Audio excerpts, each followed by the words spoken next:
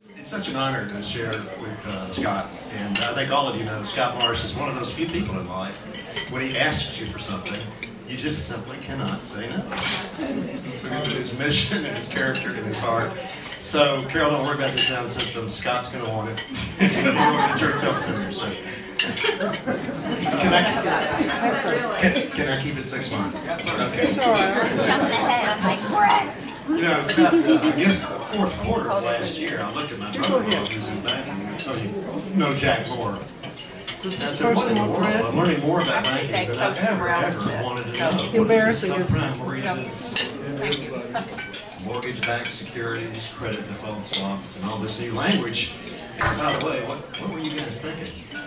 So in any event, I think I've gotten him back now. We just had 18-month dialogue about healthcare, and I think all of us have learned a whole new vocabulary. Insurance exchanges, employer mandates, individual mandates, no exclusion for prior conditions, 2,000 pages, $1 trillion, $500 billion out of Medicare. It's just been, and I can tell you, as somebody who's been in the field, I'm 62, and I'm an oncologist, and actually, the last 5 years I've been focused on prevention. Just watching this whole dialogue has been almost surreal in trying to understand really what was being said and what really should happen. Now, I think if I asked for a show of hands in the room as to who would like to see some healthcare reform, we'd see the majority of hands. And I think all of us are tired of watching people go bankrupt because of an unexpected healthcare bill. I think we're all tired of people not getting insurance because they got a prior condition. I think we all are really tired of my health insurance going up 8 to 10% a year. And we don't understand why. And I think all of us want to see something done. But we've reached one of those really interesting moments, I think, in democracy, where all of a sudden the silent majority has said, hold on, maybe this is too big. Maybe there's too much regulation. Maybe it's too expensive. We're in the middle of a great recession. Maybe it's not time to extend insurance to, even though we'd love to 38 million people. And I think there's a general feeling, if I had to say actually what I feel, is I'm not sure anybody's really explained the underlying problem. What is driving this system? Why is it so expensive, and why are costs going up so fast? Now, this is one person's opinion, please, and I've got 15 minutes, so I'm going to be very selective. There are lots of different issues in our healthcare system that make it unique and drive expense. New technology.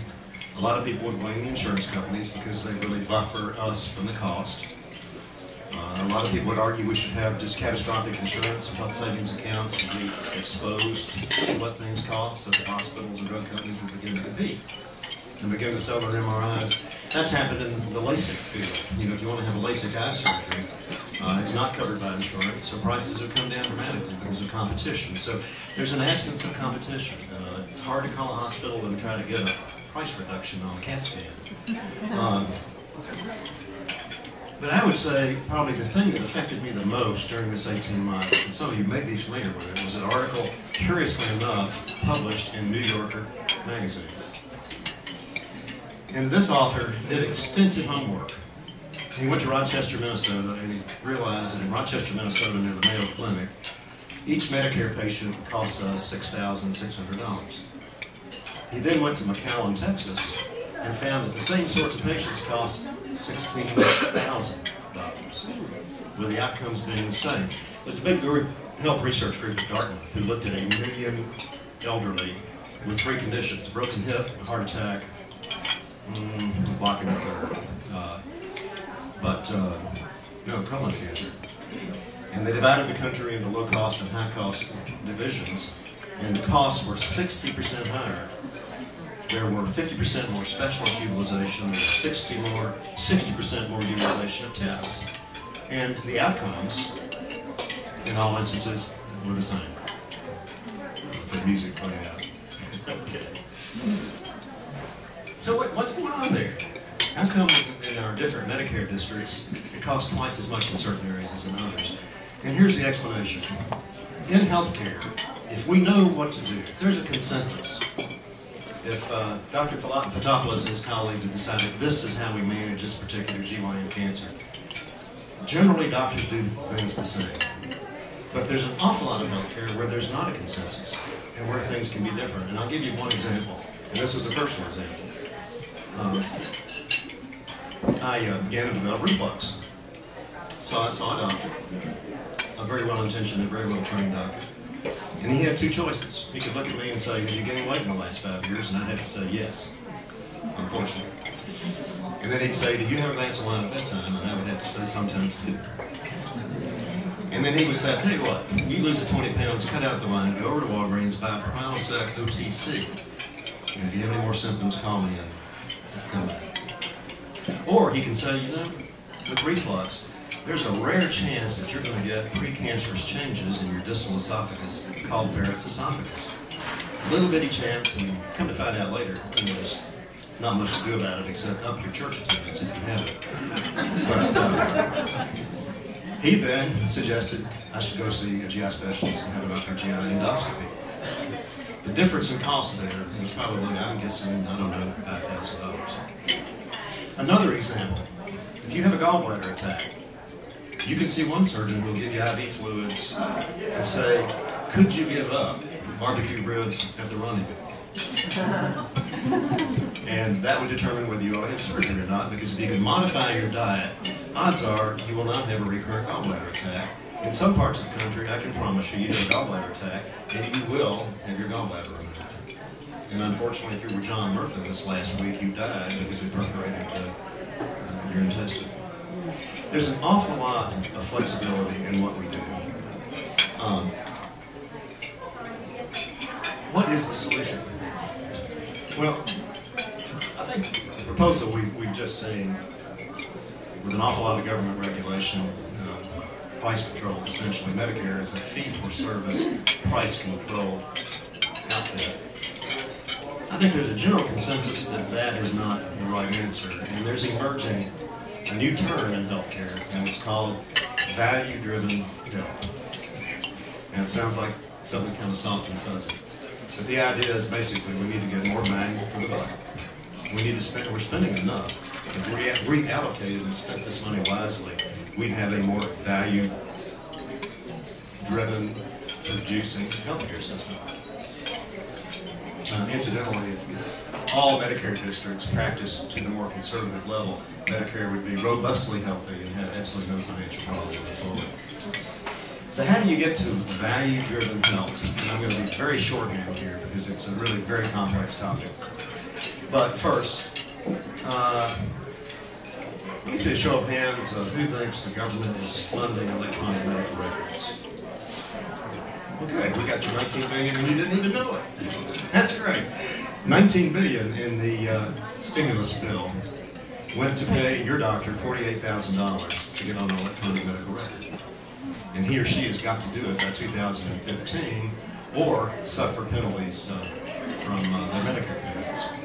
So that actually was what gigantic health reform bill. It was part of the bill that passed in February. And I can tell you there's a flurry of activity of doctors trying to decide how to implement it. And it's not simple, and it's very difficult for the small practice. And there's going to be a booming industry in IT for people who can help doctors make an efficient move to electronic medical records. Now, this is going to sound real big brothery, but once everybody's on an EMR and your records are on EMR, and I wouldn't worry about the privacy issue because frankly, your paper charts are not all that private anyway. You know, they're hanging around somebody's office. You need a health record that goes with you from doctor to doctor through the years, and the electronic medical record will solve that problem.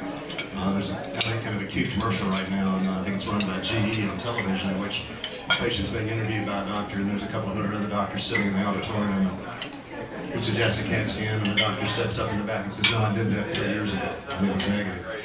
Cute idea, just simply saying that being on an electronic medical record will give us a more value-driven system. Now, it also will give us much more opportunity to score, to create a value score. And I would predict 10 years from now, all doctors are going to have a value score by every condition. And I think hospitals will have a value score, and I think insurance companies will have a value score. And I think it will become consumer driven in that sense that you'll be able to compare a value score. If you need a certain procedure for an operation, you can just see who's the best. And to give you a really good example of that, it's already very active in the transplant community. And you've got a commercial going on right now on our local television bragging about the value score that was just given to UT Methodist Hospital. They were ranked in the top 10. So that's an example. And, you might be a CEO of a computer company, and you might look at value scores and decide to fly in to Memphis, Tennessee to have your liver transplant. Third, Gaffatopoulos and I, the oncologists, have long been forming large groups because our drugs are very, very expensive.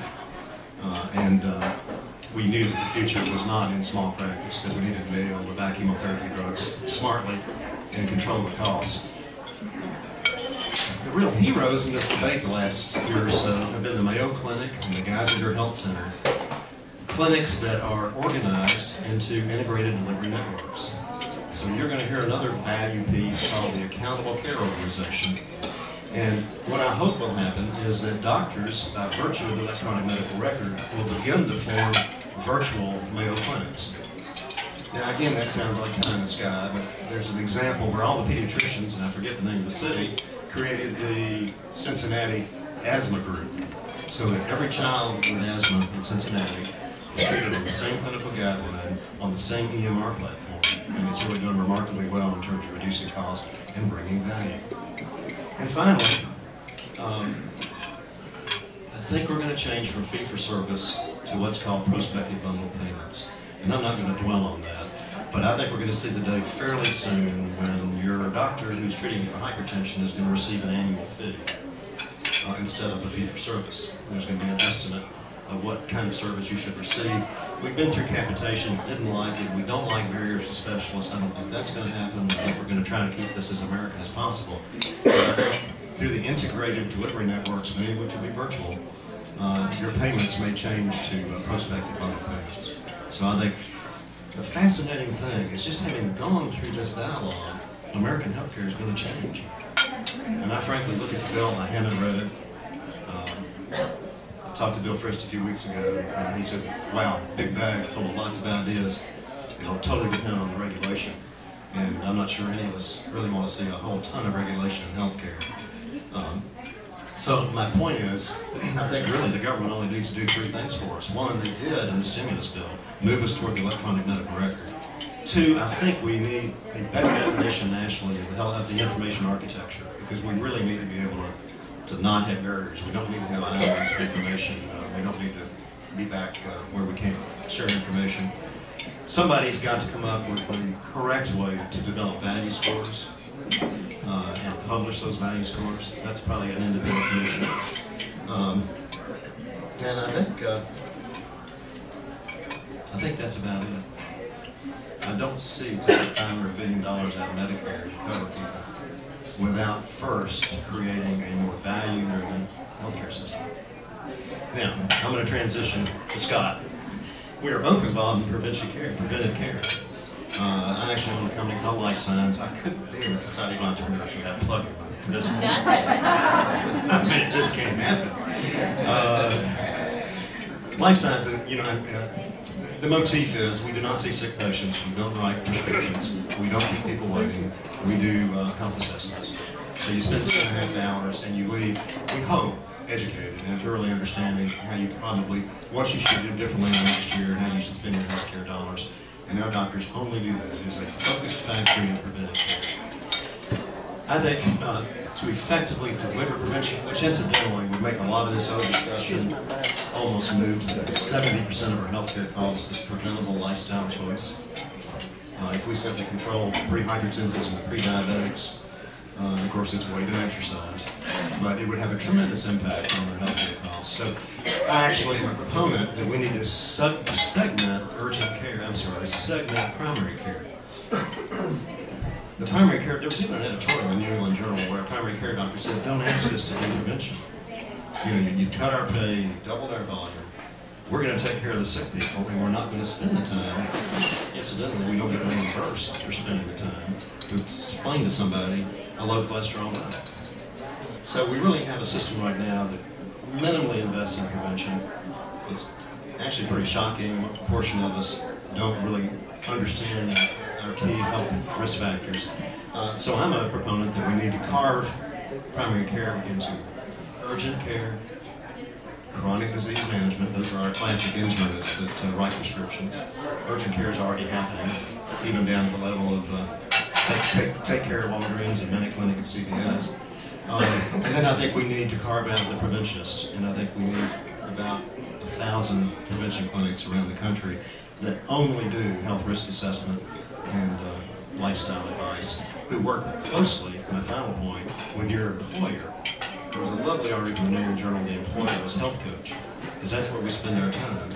So I'm a big proponent of physicians working closely with wellness programs and corporations, and I can tell you, in the 5 years that I've been involved in life science, the city of Las Vegas has had no insurance increase 5 years in a row, and I just watched a German manufacturing company get a 10% reduction in their premium because of the wellness steps they took. So there really is a return.